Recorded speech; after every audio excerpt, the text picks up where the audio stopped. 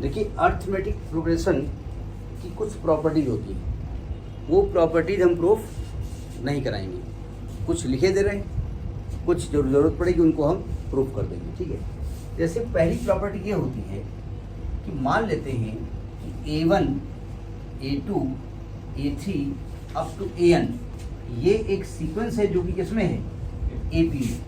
अगर ऐसा है तो पहली प्रॉपर्टी ये कहती है अगर इन सभी टर्म में एक फिक्स वैल्यू ऐड कर दी जाए तो वो सीक्वेंस AP में ही बनी रहेगी। मतलब अगर आप A1 में एक फिक्स टर्म ऐड करते हैं K, A2 में एक फिक्स टर्म ऐड करते हैं K, A3 में ऐड करते हैं K, अप टू AN में ऐड करते हैं K, तो सीक्वेंस में कोई फर्क पड़ने वाला नहीं। क्यों भाई, इसका इसको माइनस करो कितना आएगा, देखो ये AP में है ना, यही कह रहे हो ना, जिसका मतलब A2 माइनस A1 भी D है, A3 माइनस A2 भी D है, यही कह रहे हो ना। तो अगर मैं इसको माइनस करूंगा A2 प्लस K में A1 प्लस K, तो K कैंसिल हो जाएगा ना, तो तभी क्या आने वाला है, A2 माइनस A1 आने वाला है, ये भी A3 माइनस A2 आने वाला है, ठीक है। तो आप यहाँ पर क्या कहना चाहते हो, आप यहाँ कह रहे हो कि A2 minus A1 is equal to A3 minus A2 is equal to A4 minus A3, यही कह रहे हो ना, ये वैल्यू सेम है ना, तो यहाँ भी सेम आएगी ना। दूसरी बात ये कह रहे हैं कि अगर आप सभी टर्म में कुछ एक फिक्स वैल्यू माइनस कर दो तब भी वो सीरीज सेम रहेगी। यानी आप A1 माइनस K कर दो, A2 माइनस K कर दो, A3 माइनस K कर दो, up to AN minus K कर दो, तभी ये कायम रहेगी, AP में ही रहेगी। दोनों माइनस करके देख लो, तो A2 माइनस A1 आने वाली है, A3 माइनस A2 आएगी, वैल्यू सेम आ रही है ना। अच्छा, तीसरी बात, अगर आप सभी टर्म्स को किसी फिक्स वैल्यू से मल्टीप्लाई कर दो, यानी कि आप A1 इंटू K कर दो, A2 इंटू K कर दो, A3 इंटू K कर दो, अब आप कहीं ये तो बात नहीं मानेंगे, अब तो वैल्यू चेंज होने वाली है जी। नहीं, हमने ये नहीं कहा ये सेम रहेगी, हमने ये नहीं बोला, हमने ये नहीं कहा कि दोनों सीक्वेंस सेम है, हमने कहा दोनों अर्थमेटिक प्रोग्रेशन में ही रहेंगी, ये हमने बोला, ये बोला है ना। यानी अगर मैं यहाँ पर A2K माइनस A1 K करता हूँ और K कॉमन लेता हूँ तो A2 माइनस A1 है ना, तो ये आपने क्या माना है यहाँ पर, D माना है ना, तो इसकी वैल्यू KD आ गई ना। अगर थर्ड में इसको माइनस कर दो, A3K minus A2K, K common तो आएगा A3 माइनस A2, इसको क्या माना है आपने, D माना है ना, ये भी वैल्यू KD आ गई। तो आप देख रहे हो इसका डिफरेंस, इसका डिफरेंस क्या आ रहा है, सेम आ रहा है ना, तो यानी काहे में है ये, AP में है। क्योंकि हम ये नहीं कह रहे कि ये सीक्वेंस और ये सीक्वेंस सेम है, हमने कहा सीक्वेंस का नेचर AP में है, वो AP में ही रहेगी। चौथी बात, अगर सभी टर्म को किसी फिक्स वैल्यू से, उसको प्रूफ नहीं करने जा रहे हैं, तो ये भी AP में रहेगी। ये तो मेन चार प्रॉपर्टी है। देखिए नेक्स्ट प्रॉपर्टी ये कहती है कि अगर कोई AP साहब ऐसे हैं, A1 है, A2 है, A3 टर्म है, A4 है, लास्ट में AN है, इसके पहले AN माइनस 1 है, इसके पहले AN माइनस 2 है। अगर आपको ध्यान हो तो पहले मैंने बताया भी है कि पहले से nth टर्म और लास्ट से nth टर्म का सम हमेशा सेम रहेगा, और वो किसके इक्वल होगा, फर्स्ट टर्म और लास्ट टर्म के सम के बराबर होगा।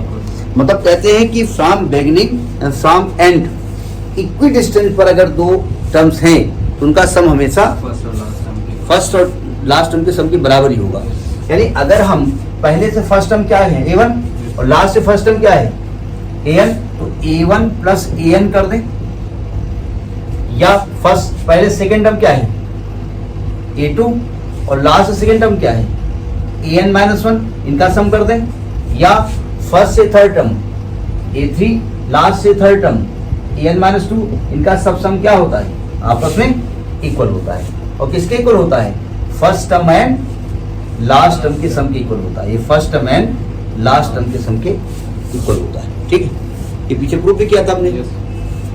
अगली प्रॉपर्टी में ये कहती है कि अगर तीन टर्म्स एपी में है तो इसका मतलब ये हुआ कि इनके बीच का जो कॉमन डिफरेंस है वो इक्वल होना चाहिए। मतलब b माइनस ए और c माइनस बी इक्वल होना चाहिए। तो 2b इज इक्वल टू क्या हो जाएगा, a प्लस सी होना चाहिए। तो अगर AP में है ये कंडीशन फॉलो करे, अगर ये कंडीशन फॉलो करे तो AP में हो जाएगा। मतलब दो चीजें, अगर तीन टर्म है कोई ABC कोई टर्म है और ये प्रॉपर्टी फॉलो हो रही है, यानी ये प्रॉपर्टी सेम चीज लिखी है ना, तो वो AP में कहलाएंगे। और वो AP में होंगे तो ऐसा लिखा होगा। ठीक है। अच्छा, एक चीज और जो इम्पोर्टेंट चीज है वो कंपटीशन के दृष्टिकोण से बहुत ही समझने वाला है। जैसे कह रहे हैं, मान लीजिए नंबर कौन सा ये होगा, छठा, 7वां होगा ना, कौन काटे 6 है। आगे ये कह रहे हैं कि अगर किसी सीक्वेंस का जो nth टर्म है वो n में लीनियर है, an प्लस बी है, कैपिटल लिखिएगा, an प्लस बी है।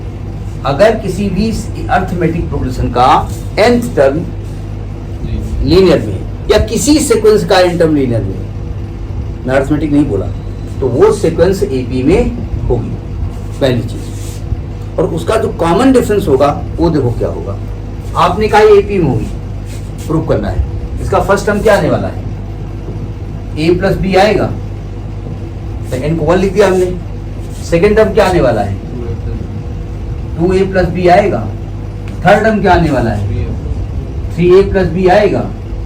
अब अगर ये AP में है तो T2 T1 और T3 T2 और T4 T3 का डिफरेंस सेम होना चाहिए।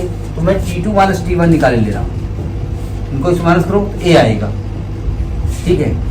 T3 माइनस T2 माइनस करो क्या आएगा, A आएगा। तो AP हो जाएगा ना। भाई यहाँ पर क्या देख रहे हो कि T2 minus T1 is equal to T3 minus T2, so it is in AP, it is in AP होगा ना। इसका कॉमन डिफरेंस क्या होगा, जो n का कोफिशिएंट है ये इसका कॉमन डिफरेंस होगा। ठीक है। तो यानी किसी भी सीक्वेंस का किसी भी बोला हमने, उसका अगर nth टर्म n में लीनियर है तो वो सीक्वेंस AP में होगी और उसका जो कॉमन डिफरेंस होगा वो n का कोफिशिएंट होगा। ठीक है। इसी प्रकार से एक और प्रॉपर्टी है कि किसी भी सीक्वेंस के n टर्म का सम अगर n में क्वाड्रेटिक है, an स्क्वायर प्लस b है, इस प्रकार से लिखा हुआ है, n में क्वाड्रेटिक है, bn है, तो वो AP में हो, वो AP में होगी। निकालने को निकाल सकते हो आप। ठीक है। और उसका जो कॉमन डिफरेंस होगा वो n स्क्वायर का जो कोफिशिएंट है ना उसका डबल होता है। ठीक है। तो ये अर्थमेटिक प्रोग्रेशन की प्रॉपर्टीज है। इन प्रॉपर्टीज को बेस मान करके आप क्वेश्चन सॉल्व करें।